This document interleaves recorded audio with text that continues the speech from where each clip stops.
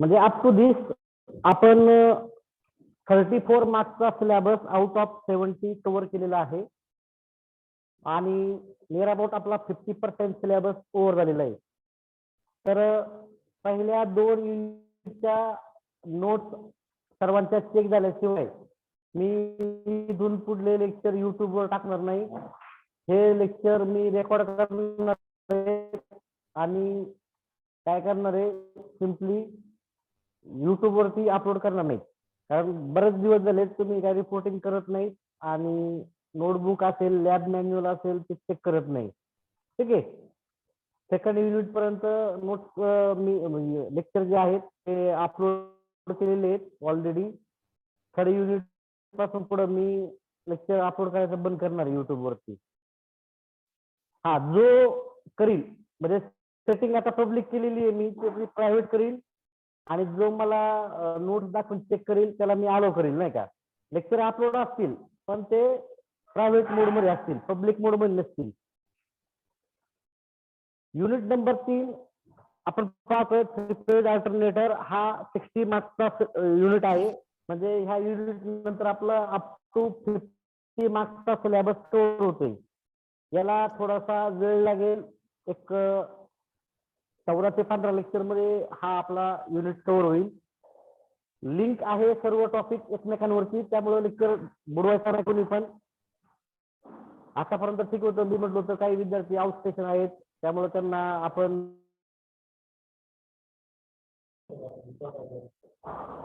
Out station आहेत त्यामुळे मी त्यांना काय केलं होतं की म्हटलं होतं जाऊ दे आता करतील पण आता नाही.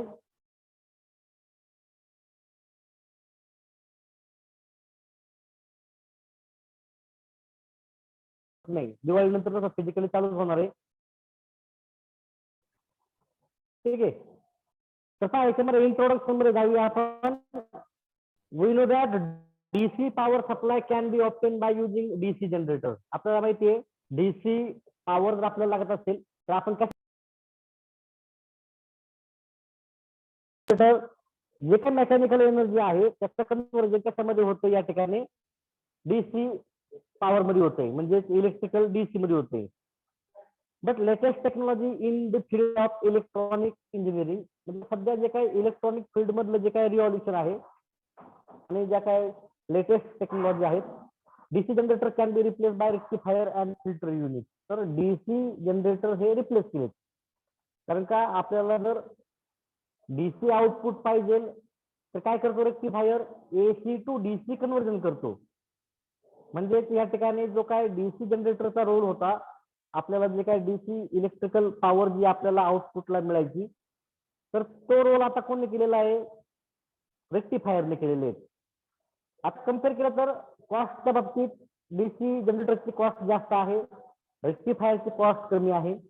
त्यानंतर डीसी जनरेटरला मेंटेनन्स टाइम टू टाइम लागतं रेक्टिफायरला फ्रिक्वेंटली मेंटेनन्स लागतं कारण का डीसी जनरेटर हे रोटेटिंग डिव्हाइस आहे आणि रेक्टिफायर हे स्टॅटिक डिव्हाइस आहे.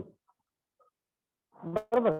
म्हणजे आफ्टर 1970 डिकेड म्हणजे 1970च्या दशकानंतर India widely use AC power.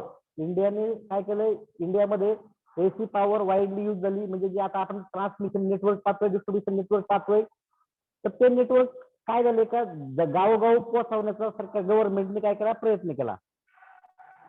म्हणून एसी अप्लायन्सेस आपण यूज करतोय म्हणजे इंडियामध्ये एसी नेटवर्क आहे म्हणून आपण एसी पॉवर यूज करतोय कारण आपल्याकडे एसी अप्लायन्सेस आहेत. Hence in this chapter we are deeply studying alternator और एसी जनरेटर. तर ही एसी पॉवर कुठून येते अल्टरनेटर किंवा एसी जनरेटर किंवा सिंक्रोनस जनरेटर म्हणजे जे वेगवेगळे पॉवर प्लांट्स आहेत म्हणजे थर्मल पॉवर प्लांट असेल त्यानंतर न्यूक्लिअर पॉवर प्लांट असेल त्यानंतर हायड्रो पॉवर प्लांट असेल त्यानंतर विंडमिल असेल तर या सर्व ठिकाणी काय होते म्हणजे कन्व्हेन्शनल आणि नॉन कन्व्हेन्शनल एनर्जी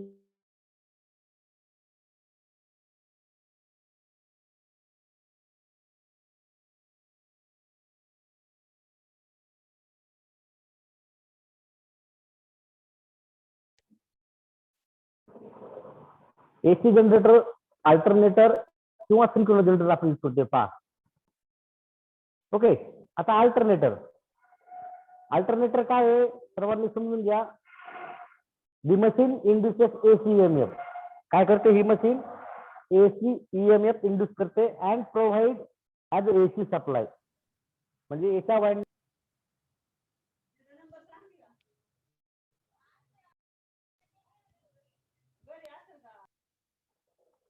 ठीक आहे. त्या मशीनला म्हणायचं एसी जनरेटर, अल्टरनेटर किंवा सिंक्रोनस जनरेटर म्हणायचे. याची स्कीमॅटिक ब्लॉक डायग्राम पहा. काय होतं या ठिकाणी प्राइम मूवर जोडलेलं आहे. सर्वांना माहिती आपण टिपिकल एक्झाम घेऊया विंड मिलचं. प्राइम मूवर काय आहे? जे काय ब्लेड्स फिरत आहेत तो प्राइम मूवर आहे.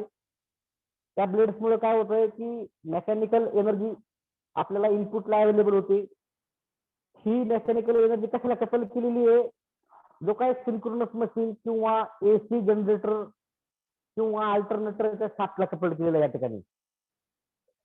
म्हणजे जर प्राइम मूवर जर रोटेट झाला तर काय होतं? सिंक्रोनस मशीन म्हणजे अल्टरनेटर म्हणजेच एसी जनरेटर सुद्धा काय होतं? रोटेट होते आणि आपल्याला आउटपुट भेटते पहा RYBN भेटते, 3 फेज 4 वायर सिस्टीम भेटते. म्हणजे या ठिकाणी synchronous machine act as AC generator, alternator, synchronous generator. याला 3 नाव लक्षात ठेवा. आपण याच्यापैकी कुठले नाव घेतलं तर कन्फ्युज व्हायचं कारण नाही. एसी जनरेटरला दुसरं नाव आहे अल्टरनेटर, त्यालाच नाव आहे सिंक्रोनस जनरेटर.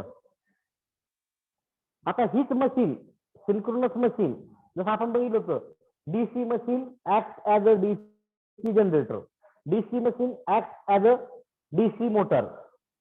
म्हणजे एकच मशीन जनरेटर किंवा मोट म्हणून आपण यूज करतो. हे आपण डीसी मशीन मध्ये पाहिलं होतं. सेम हीच machine synchronous machine act as a synchronous motor. कधी होईल? अल्सो कधी होईल? If input is electrical energy and output is a mechanical energy.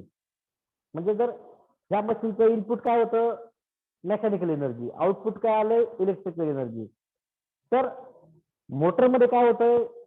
Input काय असेल? इलेक्ट्रिकल एनर्जी, आउटपुट काय असेल? Mechanical work done. म्हणजे पहा या ठिकाणी इनपुट एनर्जी दिलेली आपण सिंक्रोनस मशीनला इलेक्ट्रिकल एनर्जी, आउटपुट आपल्याला काय भेटले पहा मेकॅनिकल एनर्जी मिळालेली आहे. म्हणजे ह्या केसमध्ये synchronous machine act as synchronous motor. आलं लक्षात? जे आपण डीसी मशीन मध्ये बघितलं होतं, डीसी मशीन मध्ये आपण इनपुट जर इलेक्ट्रिकल एनर्जी असेल, आउटपुट जर मेकॅनिकल एनर्जी असेल तर DC machine act as DC motor म्हटलं होतं. सेकंड आपण नंतर पाहिलं की जी काही डीसी मशीन आहे तिला आपण इनपुट मेकॅनिकल एनर्जी दिलं, आउटपुट आपल्याला इलेक्ट्रिकल एनर्जी मिळते. तर आपण काय म्हटलं होतं? DC machine act as DC generator. Same ह्या केसमध्ये मशीन चेंज झालेली आहे. कोणती मशीन आहे? Synchronous machine. इनपुट या ठिकाणी काय आहे? इलेक्ट्रिकल एनर्जी, आउटपुट काय मिळतंय? Mechanical energy. त्याला या केसमध्ये पहा काय होतंय? इनपुट काय आहे? मेकॅनिकल एनर्जी, आउटपुट काय आहे? Electrical energy. तर ह्या केसमध्ये म्हणतो आपण सिंक्रोनस मशीन ऍक्ट ऍज काय म्हणतो आपण? अल्टरनेटर किंवा एसी जनरेटर किंवा सिंक्रोनस जनरेटर म्हणतो आपण. ठीक आहे.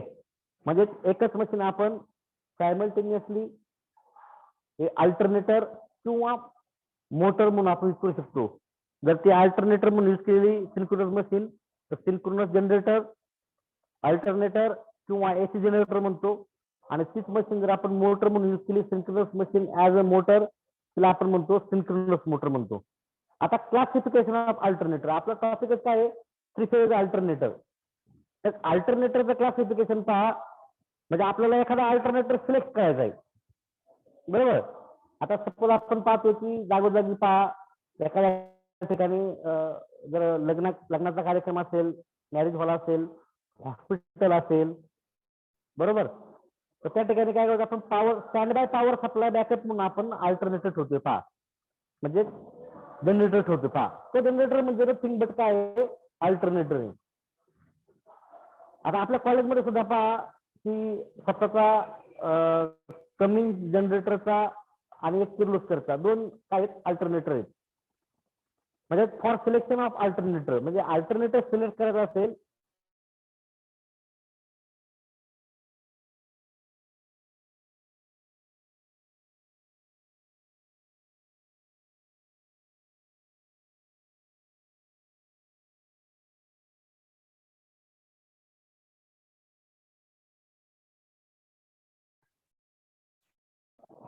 ठीक आहे.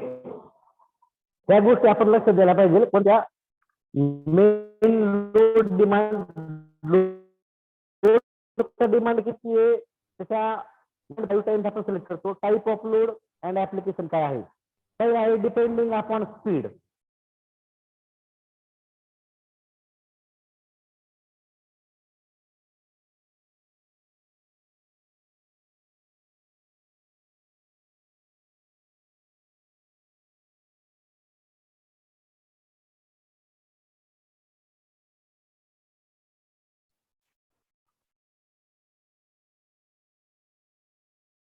Low speed alternator, medium speed alternator, हाय स्पीड अल्टरनेटर. तर लो स्पीड अल्टरनेटरचं स्पीडची रेंज पहा किती असते, 0 RPM टू 500 RPM. म्हणजे त्याचा जो काय रोटेशन आहे, जो रोटर म्हणजे जो आपण म्हणूया रोटेट होतोय, तर त्याचं स्पीड किती आहे, 0 टू 500 RPM. आता या ठिकाणी पहा, आपण डीसी मोटर पाहिली, डीसी मशीन पाहिली, इंडक्शन मोटर पाहिली. ह्या दोन्हींचं कॉम्बिनेशन म्हणजे काय, अल्टरनेटर आहे. ते आपण पुढे पाहूच कसं आहे. पण या ठिकाणी पहा, क्लासिफिकेशन पाहतोय आपण.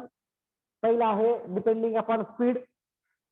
स्पीड वरती 3 कॅटेगरी पडतायत, low speed alternator, medium speed alternator आणि हाय स्पीड अल्टरनेटर.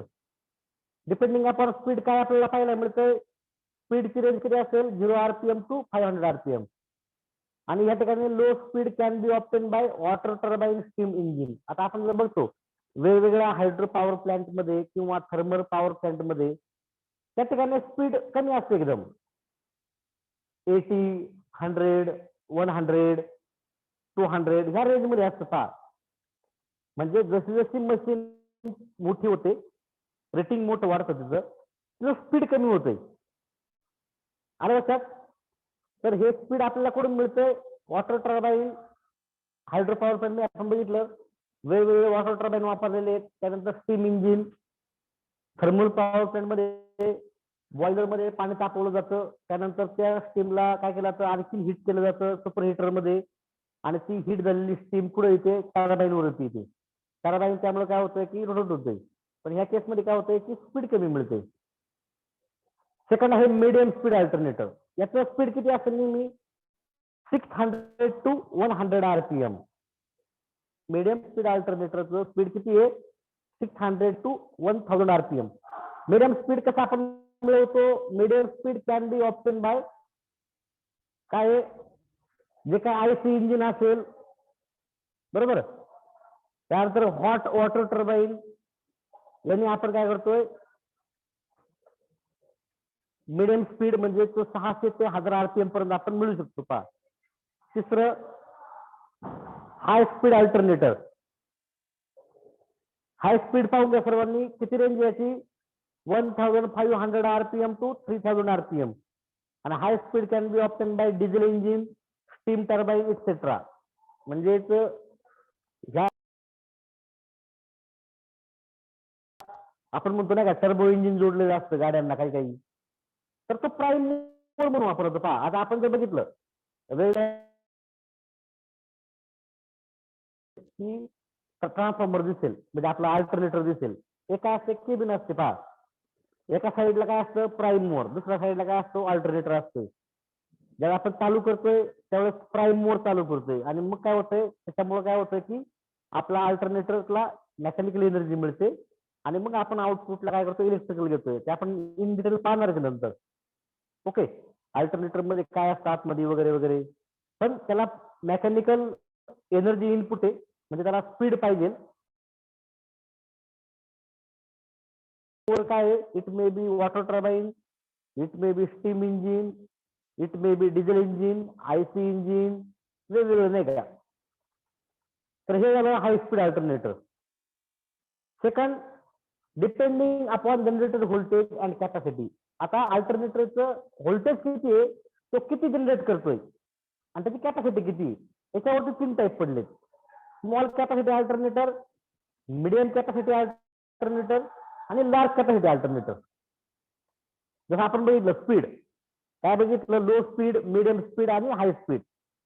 रेंज पण बघितलं 0 to 500, 600 to 1000, 1500 to 3000. आता इथे काय आहे, दुसरं classification, depending upon generated voltage. त्या अल्टरनेटरने किती व्होल्टेज जनरेट केले आणि त्याची कॅपॅसिटी किती. तर पहिलं आहे स्मॉल कॅपॅसिटी अल्टरनेटर, नंतर आहे मीडियम कॅपॅसिटी आणि लार्ज कॅपॅसिटी. ओके, तर पहा स्मॉल कॅपॅसिटी अल्टरनेटर मध्ये टर्मिनल व्होल्टेज किती असतं, म्हणजे आउटपुट व्होल्टेज 250 व्होल्ट, 420, 690 आणि 1.1 केव्ही, म्हणजे 1100 केव्ही, 1100 व्होल्ट व्होल्टेज असेल टर्मिनलला, तर तो येतो स्मॉल कॅपॅसिटी मध्ये. आता मीडियम कॅपॅसिटी टर्मिनल व्होल्टेज किती आहे, 1.1, 3.3,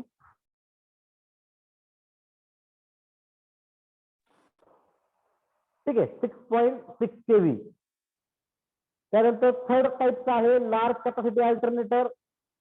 त्याचं टर्मिनल व्होल्टेज किती आहे, 6.6 केव्ही, 11 केव्ही, 22. ओके, म्हणजे अल्टरनेटरचं आउटपुट जर जास्त असेल तर त्याची कॅपॅसिटी जास्त असते. आउटपुट जास्त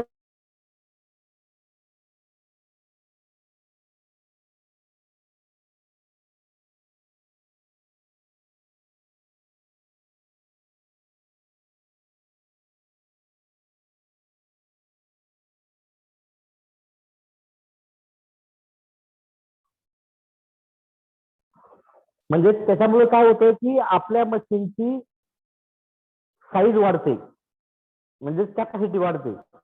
मग कॅपॅसिटी कशी आहे, small capacity alternator, medium capacity alternator आणि लार्ज कॅपॅसिटी अल्टरनेटर. याच्या टर्मिनल व्होल्टेज पण बघितलंय, तिघांचं पण. आता actual type, depending upon construction.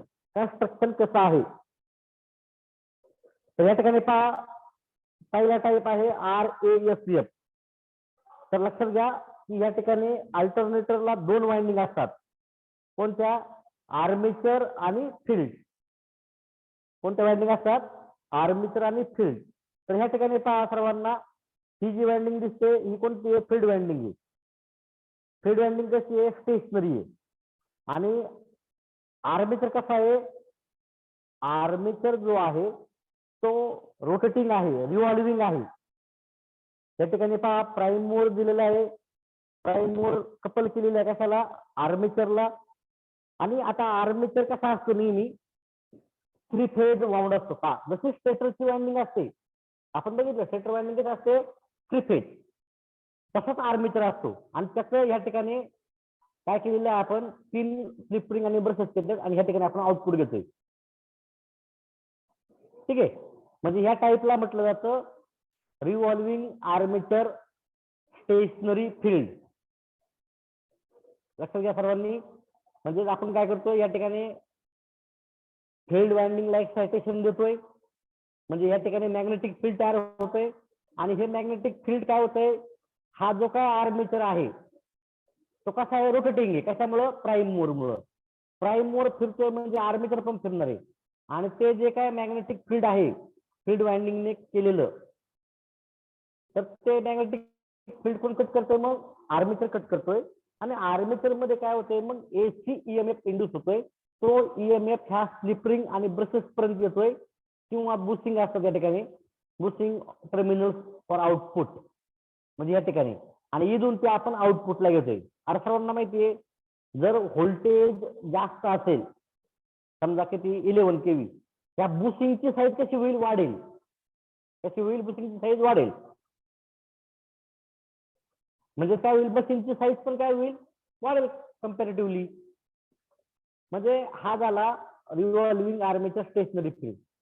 आणि दुसरा आहे रिव्हॉल्विंग फील्ड स्टेशनरी आर्मेचर.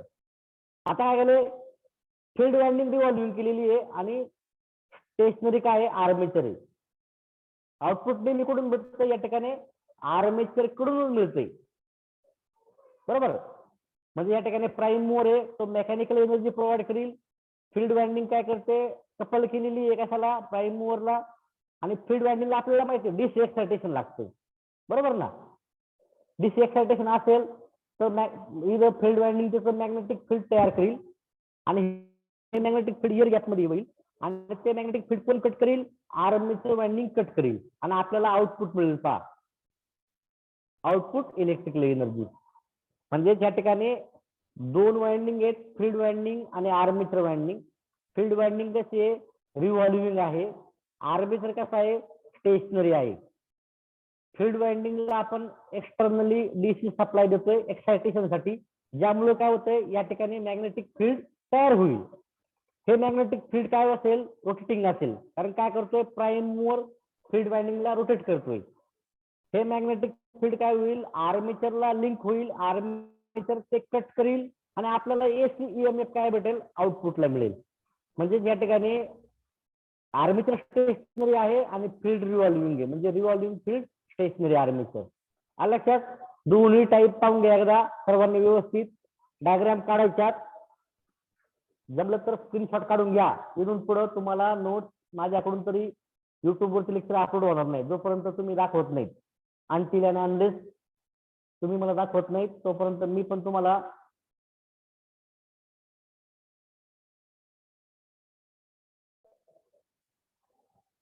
ठीक आहे पहिला टाईप आहे RASF म्हणजे काय रिव्हॉल्विंग आर्मेचर स्टेशनरी फील्ड दुसरा टाईप काय आहे RFSA काय आहे रिव्हॉल्विंग फील्ड स्टेशनरी आर्मेचर आता आर्मेचरच्या अक्रॉस आपण नेहमी काय करतोय आउटपुट घेतोय पहा इथं आर्मेचर रिव्हॉल्विंग आहे आउटपुट आपण घेतलंय इथं आर्मेचर स्टेशनरी आहे आपण घेतलंय पहा ओके काय डाऊट असतील तर विचारून घ्या इथपर्यंत आज तुम्ही जास्त काय पुढे घेणार नाही पुढला जो आहे ना का कन्स्ट्रक्शन वगैरे तर घेणार नाही त्याला जास्त वेळ लागणार आहे इथपर्यंत कोणाला काय डाऊट असतील तर अवश्य विचारून घ्या